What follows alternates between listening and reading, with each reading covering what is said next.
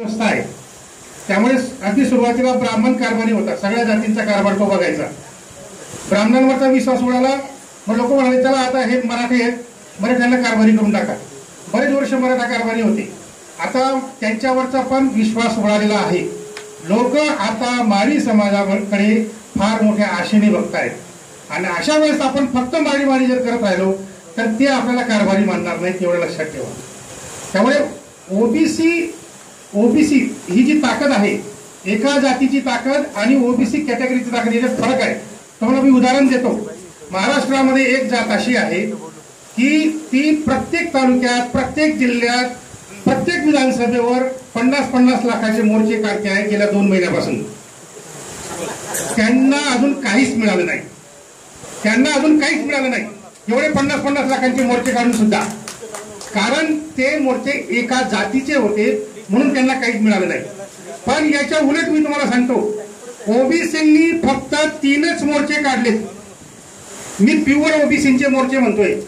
नाशिकच्या 3 ऑक्टोबरचा मोर्चा प्युअर ओबीसींचा मोर्चा होता. त्याच्यामध्ये कोणी कुणबी नव्हतं, कोणी मराठा नव्हतं, दलित होते. ते फक्त एक 60-70 दलित होते. प्युअर ओबीसींचा मोर्चा नाशिकला निघाला, त्याच्यानंतर बीडला निघाला आणि त्याच्यानंतर नागपूरला निघाला. 3 ओबीसी मोर्चे निघाल्यानंतर फडणवीस साहेब ताबडतोब नागपूरहून मुंबईला आले, पत्रकार परिषद घेतली आणि सांगितलं की ओबीसी मंत्रालय तुम्हाला दिलं.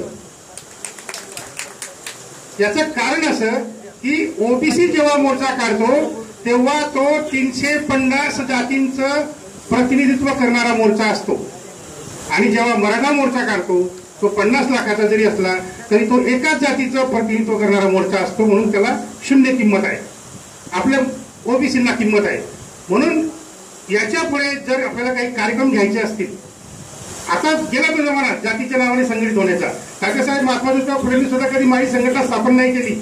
त्यांनी शूद्रांना गोळा केला आणि त्यांना सत्यशोधक नावाने जमा केलं. डॉक्टर बाबासाहेब आंबेडकरांनी कधी महार परिषद नाही घेतली.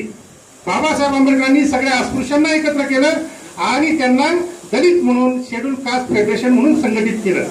आता हा जातीचा संघटित होण्याचा जमाना गेलेला आहे. तुम्हाला एवढं चांगलं नाव दिलेलं आहे भारतीय राज्यघटनेने ओबीसी म्हणून, तर हे ओबीसी नाव धारण करा. तुम्ही 52% ओबीसी जातींचे कारभारी बनाल, लक्षात घ्या. आणि तुम्ही 52% ओबीसींचे कारभारी बनल्यानंतर तुमच्या जवळ दलित येतील, तुमच्या जवळ आदिवासी येतील, न सांगता येतील. मी तुम्हाला सांगतो. आणि दुसरी महत्वाची गोष्ट की सामाजिक कारणांसाठी संघर्ष केला पाहिजे. तुम्ही जर व्यक्तीसाठी संघर्ष केला ती एक फार मोठी घोडचूक आपण नाशिकला करून चुकलेला आहोत, व्यक्तीचं नाव घेऊन. कारण त्याचा डायरेक्ट मीडियाने काय प्रचार केला की हे व्यक्तीसाठी मोर्चा काढतायत आणि मग त्याचा परिणाम न्यायालयावर झाला आणि न्यायालय खवळलं आणि म्हणतात ठीक आहे तुम्हाला साहेब बाहेर पाहिजे का, अजून 2 वर्ष आतमध्ये ठेवतो, बघतो आम्ही काय करतो ते. तर हे सोडा. तुम्ही सामाजिक कारणासाठी तुम्ही आंदोलन करा, एकत्र व्हा. तुमचा माणूस आपोआप बाहेर येईल, न सांगता बाहेर येईल. आता मोर्चांचा वारंवार जर तुम्ही शस्त्र वापरलं तर ते बोचत होत जाईल.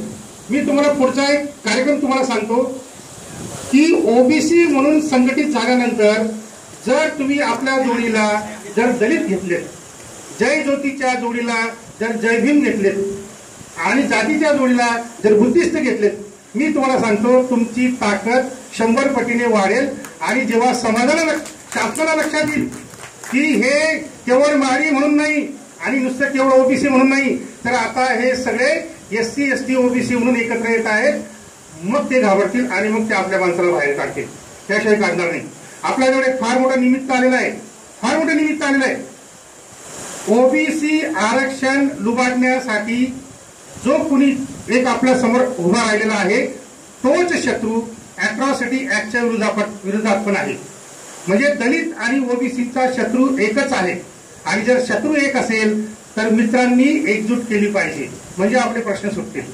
म्हणून अॅट्रॉसिटी ऍक्ट बचाव आणि ओबीसी आरक्षण बचाव या 2 घोषणा घेऊन जर आपण प्रत्येक जिल्ह्यामध्ये जर परिषदा लावल्यात, दलित ओबीसी परिषदा जर लावल्यात, मी तुम्हाला गॅरंटी देतो तुम्ही 7 किंवा 8 जिल्ह्यामध्ये जरी अशा दलित ओबीसी परिषदा लावू शकले तर मी तुम्हाला गॅरंटी देतो, लिहून देतो, साहेब लगेच बाहेर येतील.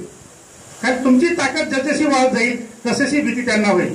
आणि इथं मग अशी म्हणाले की पेटतात लाच घातली पाहिजे, हिसकवलं पाहिजे. म्हणजे काय केलं पाहिजे, त्यांचा सगळा जीव जो आहे तो राज्यकर्ता म्हणून आहे. त्यांचे तुम्ही कमीत कमी 10 आमदार जरी पाडून दाखवले तरी ते लगेच वटणीवर येतील. पण त्यांचे आमदार पाडण्यासाठी केवळ माळी म्हणून संघटित होता येणार नाही, कारण माळी म्हणून काही तुमच्याजवळ मतदान नाहीये. त्यांचं मतदान कमी करायचं असेल, त्यांना पाडायचं असेल तर SC ST OBC एकत्र या, 7-8 जिल्ह्यामध्ये परिषदा लावा, तुमची ताकद वाढेल आणि मग तुमच्या साहेब बाहेर येईल. धन्यवाद. धन्यवाद देवरे साहेब. यानंतर KR चंद्रे.